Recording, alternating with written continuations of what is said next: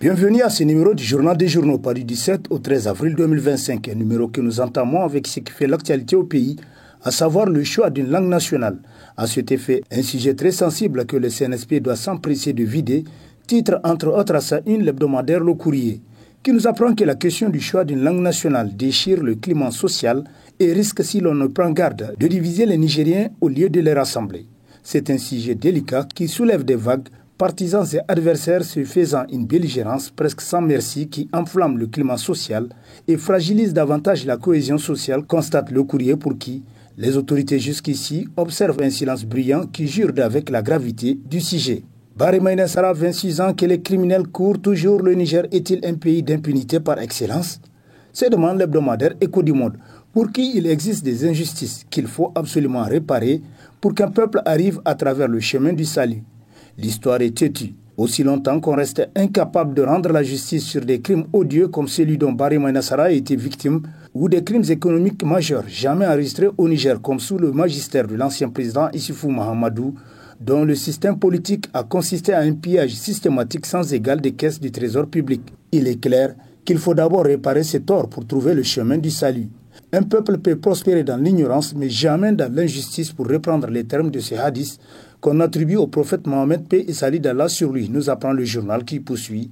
Tout laisse à croire que pour Ibrahim Barry Mainessara, aujourd'hui que l'impérialisme occidental, qui est le principal initiateur de la mort tragique du président Barry, a été arc-bouté au Niger, rien ne doit empêcher au peuple nigérien de connaître ce pan important de son histoire, afin de connaître nommément ceux qui ont été les véritables collaborateurs du néocolonialisme à un moment ou à un autre de l'histoire de ce pays. Désignation des représentants départementaux au Conseil consultatif de la refondation. Évitons d'envoyer des Jekenahika, titre dans ces colonnes l'hebdomadaire Le Nouveau Républicain, pour qui c'était prévisible les contestations auxquelles l'on assiste ici et là dans le pays relativement à la désignation des représentants départementaux au sein du Conseil consultatif de la refondation, au regard du silence du message radio sur le mode de désignation des 10 représentants. Le message radio du ministère d'État, ministre de l'Intérieur, général Toumba Boubacar, fournit tout simplement au préfet le profil sur la base duquel cette désignation des représentants doit s'opérer. Le représentant doit être de bonne moralité, être représentatif au niveau local, être engagé sur le plan patriotique, etc.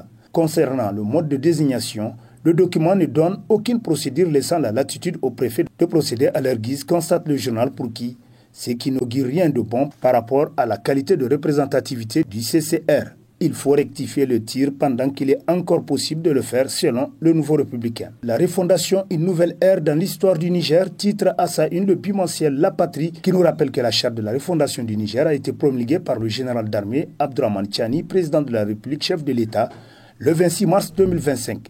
Une charte qui redéfinit l'organisation du pouvoir et lui autorise un mandat de 5 ans renouvelable. Au cours de cette cérémonie, il a finalement réaffirmé sa reconnaissance pour une transition nationale, appelant ainsi le peuple nigérien à l'unité et à la réconciliation. Il a également réaffirmé l'engagement du CNSP à lutter contre la corruption et la mauvaise gestion de l'État, précisant que ni chasse aux sorcières, ni impunité, ni protection politique ne seront tolérées sous son régime. Ce texte, qui change la Constitution, suspendu après le coup d'État de 2023, installe en place un régime de refondation sous la direction du CNSP, conclut La Patrie. Assainissement des finances publiques, la mère de toutes les recommandations issues des assises nationales, titre entre autres à sa une l'hebdomadaire satirique Le Canard en furie, pour qui l'ampleur dévastatrice des détournements de deniers publics aura des conséquences certaines qui affecteront le peuple nigérien innocent pendant des décennies. C'est sans doute pour ces raisons légitimes que les Nigériens assoiffés de la justice, qu'on accuse souvent à tort d'être pressés, exigent l'assainissement des finances publiques qui, pour l'instant, marche à pas de tortue selon les satiriques qui constatent que 20 mois après l'accession du CNSP au pouvoir, il est indéniable que les prédateurs des deniers publics ont eu largement tout le temps nécessaire pour sécuriser et mettre à l'abri de toute menace les fonds publics volés à l'État. Ils ne sont pas aussi cons pour se laisser avoir aussi facilement. Malheureusement, à l'allure où vont les choses, l'assainissement des finances publiques apparaît comme un simple discours politique creux et vide, chanté pour calmer les esprits, alors même que c'est une recommandation incontournable, quoi que fasse le CNSP, et que ni la ruse et le laxisme ne peuvent empêcher. On ne peut pas causer un tel tort à un peuple et ne pas comprendre sa douleur, qui ne consiste en rien d'autre que la quête de justice, selon Le Canard en furie. Charte de la refondation, les militaires gardent la main, titre à sa une Niger Interebdo, pour qui le 26 mars 2025 restera une date chargée de symboles. C'était la nuit du destin, C'était aussi ce jour-là que se jouait le destin de la transition politique et du renouveau du Niger. Même si la charte de la refondation consacre l'entrée du Niger dans une nouvelle république, elle va encore traîner les vestiges de la transition. Elle ne supprime pas le CNSP, organe central de la transition, nous apprend le journal qui poursuit en nous apprenant que c'est l'article 25 qui fixe les attributions du CNSP. Il stipule que le CNSP est l'instance suprême d'orientation de la politique de la nation. À ce titre, la refondation n'opère comme en début de la transition militaire, garde son rôle intact. Et ce n'est pas la Cour d'État ou le Conseil consultatif de la refondation qui constate l'empêchement absolu du président de la République en cas de décès ou d'incapacité, mais plutôt le CNSP nous apprend davantage en conclusion, Niger Inter Hebdo. Libération des détenus politiques, une mesure nécessaire à la cohésion nationale, s'exclame dans son numéro spécial l'hebdomadaire L'actualité, selon qui, par cet acte hautement magnanime, le général Abdourahmane Tchani marque ses débuts de président de la République de la plus belle manière en faisant souffler un vent oxygéné dans les poitrines des uns et des autres pour ouvrir toutes ces cellules de détenus politiques. Les retrouvailles familiales, parentales, amicales et sociales ont été de grands moments d'intense émotion, de souffle coupé par la joie, de larmes abondantes et d'étreintes mutuelles interminables. Ce fut le retour des enfers pour ces anciens détenus politiques qui n'avaient pas guetté à l'air libre depuis belle lurette sans demander à leur geôlier la permission de faire ceci ou cela. Les Nigériens étaient sans doute à la recherche d'un nouvel héros national qui incarnerait toutes les valeurs chevaleresques nationales et ils l'auront trouvé dans la figure du général Abdourahmane Tchani. L'on peut d'ores et déjà présager de l'issue heureuse du règne qui commence avec ce bon départ d'après l'actualité. Niger Issoufou Mahamadou, au cœur d'un géant parti politique en gestation, s'interroge pour son éditorial Mouria la voix du Niger, qui constate que depuis la libération des prisonniers politiques, les images partagées sur les réseaux sociaux exposent les photos symboliques de convivialité entre camarades de l'ancien parti socialiste et anciens alliés au sein de l'ex-majorité au pouvoir, renversée par le coup d'État du 26 juillet 2023. Toutes les photos publiées sur les réseaux sociaux mettent l'ancien président de la République, Issoufou Mahamadou, en valeur, constate le journal pour qui c'est tout à fait normal de tenter de rassembler les acteurs à sa portée de main ou au-delà et est conforme à la vie d'un homme politique de l'envergure de Issoufou Mahamadou. L'activisme politique est le carburant de l'homme politique et il ne peut en être autrement que cela. Si ces conciliables aboutissent, il faut s'attendre à l'avènement d'un géant parti politique qui regrouperait pour une fois plusieurs leaders politiques pour prendre le pouvoir dans le but d'incarner un régime très légitime si aucun autre événement d'envergure nationale n'intervienne pour modifier toute la donne selon Mouria la voix du Niger. Libération de Abba Issoufou, marche vers le plan B de Zaki, Wato Anabari Mougou de Makami s'interroge à sa une hebdomadaire L'actualité, pour qui l'ex-président de la République Issoufou Mahamadou est un stratège politique hors pair qui sait se fixer des objectifs dans la vie et se donner les moyens de les atteindre. Le personnage ne résigne jamais à l'effort et repousse toujours les limites du possible en politique. Rappelez-vous, il y a de cela quelques mois, à la suite de sa réponse au comité du jury du prix Mo Ibrahim, lui demandant de clarifier sa position sur les événements du 26 juillet 2023, il avait évoqué dans un entretien à un média international la question de la libération des détenus politiques qui étaient ses propres prisonniers politiques qu'il ne voulait jamais libérer. Mais l'objectif d'Issoufou Mahamadou était ailleurs, certainement sur le sort de son fils chéri Abba, incarcéré au camp pénal de Filengue depuis le 19 août 2023 d'après le journal pour qui tout son ultime combat résidait dans cet immense défi, celui de la libération de son rejeton adoré et chouchouté comme un prince pour perpétuer la dynastie familiale. Mais chez Issoufou Mahamadou, l'impossible n'existe pas. On ne sait pas par quel tour de force extraordinaire le rêve d'Issoufou Mahamadou a pu se réaliser. Car pour ses seuls intérêts politiques personnels, il était prêt à tout, jusqu'au reniement, puisque la plupart des personnes libérées avaient été les victimes de sa paranoïa de coup d'État qui le hantait en permanence. Machiavélique Issoufou Mahamadou, s'exclame L'actualité. Langue mielleuse et critique facile, s'exclame dans sa rubrique billet l'hebdomadaire satirique Le Hérisson, d'après qui on se prélasse dans les hautes sphères de l'État pendant que les garçons se mouillent les maillots sur le théâtre des opérations militaires, nous rabâche aux oreilles à longueur de journée les critiques au régime militaire. Ou bien faudrait-il voir le président de la République, chef suprême des armées, en personne sur le front, arme à la main, pourchassant les terroristes pour se convaincre de l'engagement de son régime dans la lutte contre le terrorisme? C'est demande le satirique qui poursuit. Les forces de défense et de sécurité sont déployées sur le terrain et elles se donnent corps et âme au péril de leur vie. Elles ne partent pas pour mourir, mais pour détruire l'ennemi et revenir vivants. Le sacrifice ultime est inévitable, de même que des insuffisances et manquements peuvent se greffer à leur noble mission.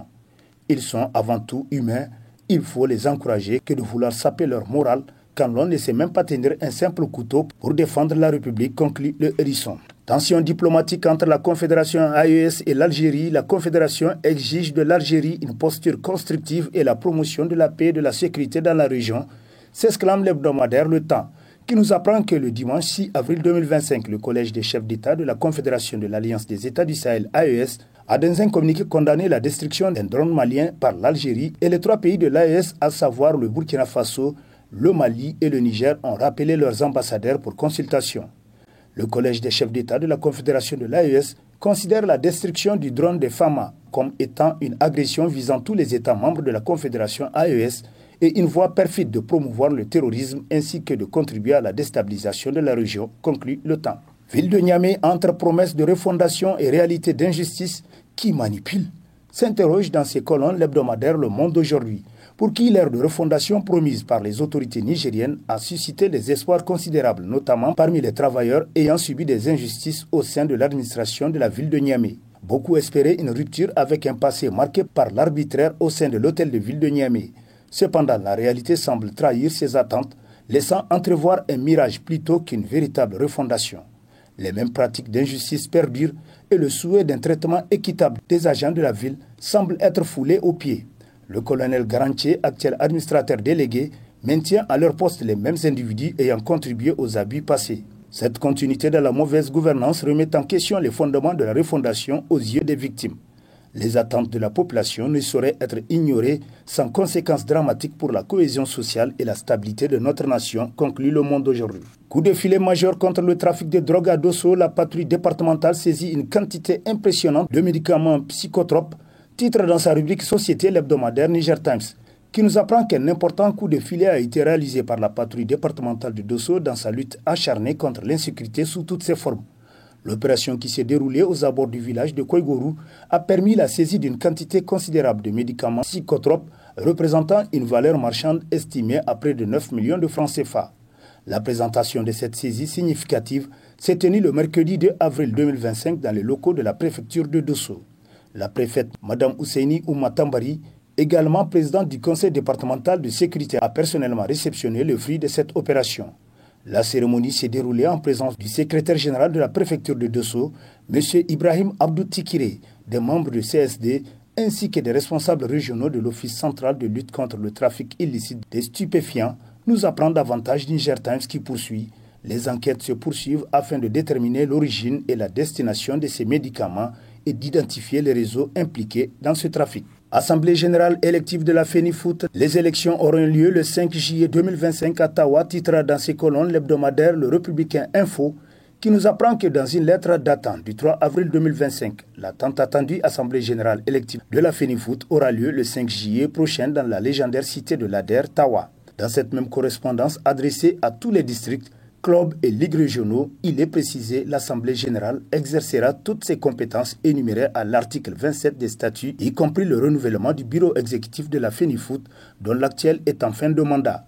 Candidat à sa propre succession et au regard des immenses résultats engrangés depuis qu'il est à la tête de cette instance de football nigérien depuis 2029 et surtout ragaillardi par sa brillante élection le 12 mars dernier comme membre du conseil de la FIFA, nul doute que le colonel-major Pelé, déjà grandissime favori de ces élections, aura à nouveau à coup sûr la confiance des clubs et ligues de notre pays, selon le Républicain Info. Pratique fédéraire et de deuil au Niger quand la société s'éloigne des rites traditionnels et religieux.